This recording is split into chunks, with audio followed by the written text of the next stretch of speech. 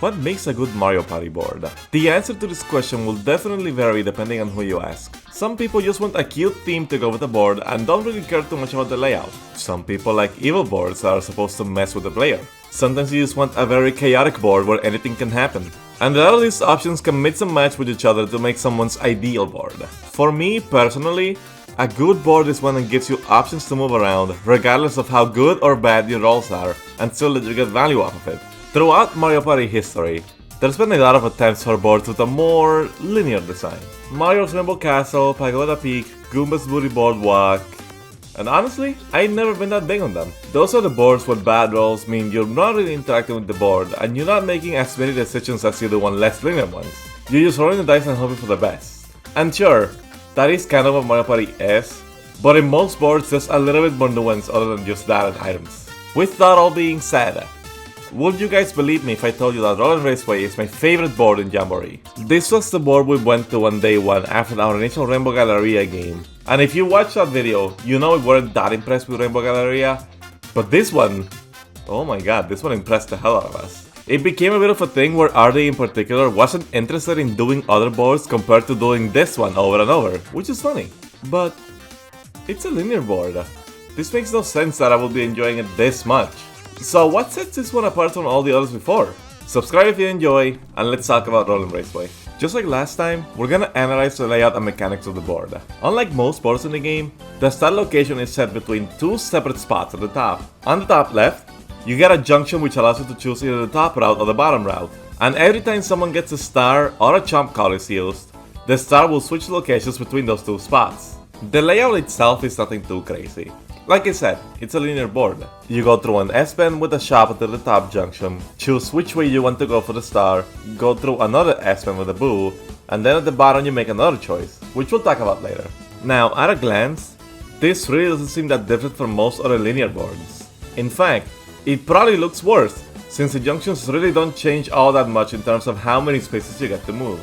But when you look at all the stops and the central focus is where this board really shines.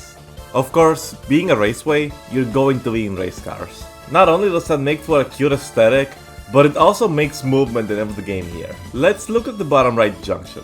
Going up leads you to the Dice Refuel station. For 10 coins, you can fill up the entirety of your inventory with dice items. Any dice item can appear. From Payday Triple Dice to Custom Dice to the exclusive Turbo Dice, which allows you to use 4 dice blocks in one roll at the risk of skipping any board events like shops and even the star. It's really useful if you really need to get around the board fast, but comes at the risk of going too fast. Should you choose to go that way, you may also land on the swap machine. This will change the shop to the Kamek shop, which has some interesting options in it. But more importantly, it reverses the direction of these launch pads. This could give you a shortcut to the start in the lower lane, or allow you to visit the shops and boo multiple times. It only lasts 2 turns though, so you better act quick. It's entirely possible your inventory is full when you get to the pit stop though, since there's a big abundance of item spaces and mushroom tickets are very common in here. So instead, you could go the lower route. You get 10 coins for passing the archway, which doesn't seem like much, and really it isn't, until you realize that the next time you do it, there will be 20 coins instead, 30 coins the time after, and so on. So the trade-off is movement versus money, which, depending on the situation, has reasons to go either route. Okay, I found this out much later after scripting this, but apparently you can use the Turbo Dice to farm laps. You don't get to stop for coins, but it still counts as another lap, so the next time you pass by it will be more money. That's kinda funny. Shifting gears to the junction on the top of the map, if you know someone's about to get a star, it may be worth it to play it slow, let them get it, and go to the other route so see if you can get the star after the switch is over, adding a lot of strategy to the 2 junctions on the board. With Woo being right after the star too, there may be some rare cases where it will be better to say no to the star and just steal with Woo instead. You gotta be careful with that top route though. The happening spaces will chase all players on it through the stairway, making them all miss their chance of getting the star. And the bottom route has launch pads right before the star, which will send you back to the start.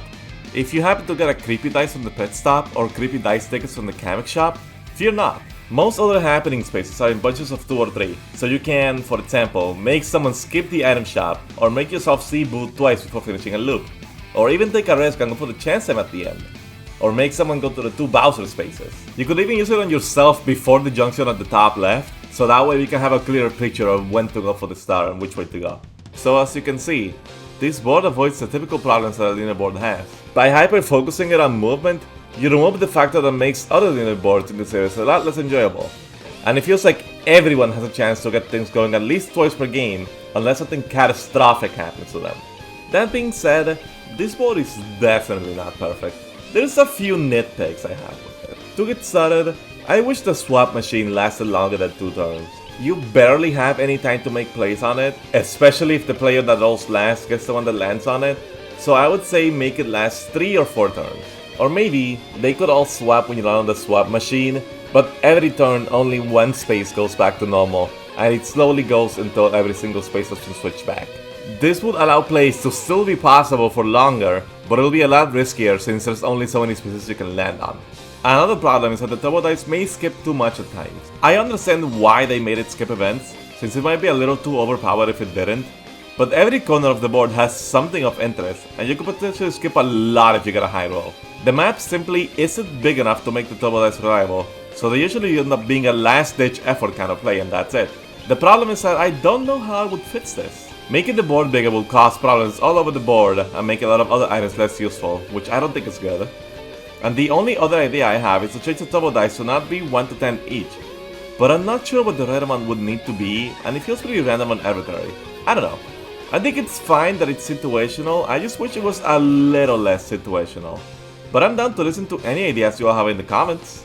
Last but not least, I praise the cleverness of the dice pit stop versus crossing the finish line, but I think the actual balance of it could be a little better. Most of the time, you'll just want dice for movement, so maybe a slight buff to the finish line is warranted. An idea would be that it could start by giving you 15 coins, then 30, and so on, but that would easily stack up very quickly. Another option would be to do this, but after it gets to 30, it would start counting up 10 every time, or maybe it could start at 20 or 25, but only go up to 5 each lap. Some of this could be a little too arbitrary as well though, so I'm not sure if I like them that much. So what if they add more special spaces down that route to incentivize players to go there, like another chance time space? This way, people will want to go there without having to rely on the lap bonus. Again, this is just my ideas. If anyone has any better ideas in the comments, feel free to share them around. Anyway, that's it for this video. I wanted to contrast the Rainbow Galleria video with one about the board that I consider the best in the game. Kinda funny how my opinions are basically reversed of what the popular opinion is. Where have I seen that before? Either way, I really think this board bypasses the problems other linear boards encounter, and I'm always happy to play it. Do you all agree with me here? Or do you think there's some other thing I missed that makes the board a lot worse than I'm giving it credit for? Let me know in the comments. Like the video if you enjoyed it, thank you all so much for watching, and take care.